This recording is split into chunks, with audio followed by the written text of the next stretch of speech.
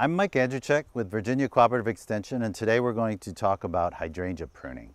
Now, you can prune hydrangeas in two main seasons, the summer when they're in bloom or in the dormant season in winter.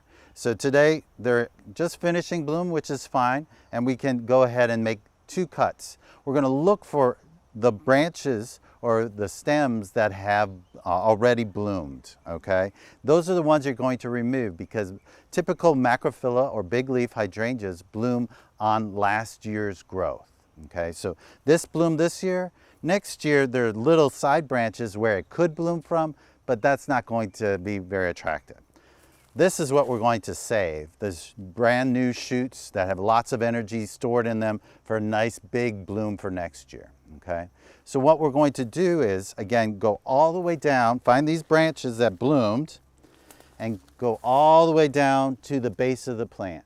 So we're going to cut it off as close to the ground as possible, and we'll bring out that branch, and now you can see the side branches, okay? So all of these little side branches could bloom, but they're going to have little clusters, so we don't need that. And this will help open up the plant for airflow so that you don't get leaf spot diseases later in the season, okay? So if you haven't pruned them in a while, you may have some branches that are pretty unbranched and have flower clusters on, and you might want to leave those and just snip off the flower head above a leaf, okay?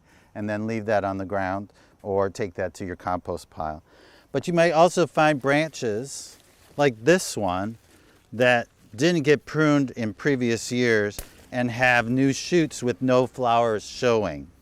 And you might want to just trim out one or two of those just to thin it out to again allow more airflow through this. This plant looks really good.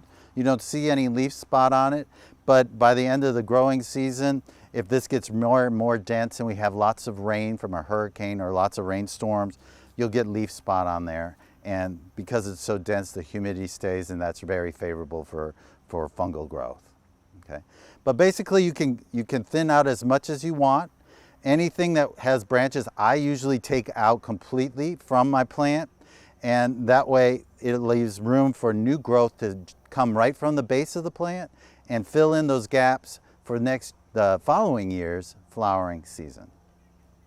There are other types of hydrangeas that bloom on new growth, like this tree hydrangea, Hydrangea Paniculata, or oak leaf hydrangea, which you might be familiar with as well.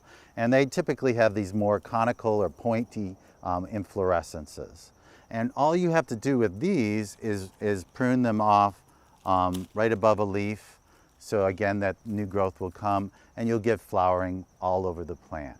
If you really wanted to get this plant back in shape, say a branch fell on it or whatnot, you could actually take your chainsaw or handsaw and cut the plant all the way to the ground and start it over, and it would still bloom for you the same year.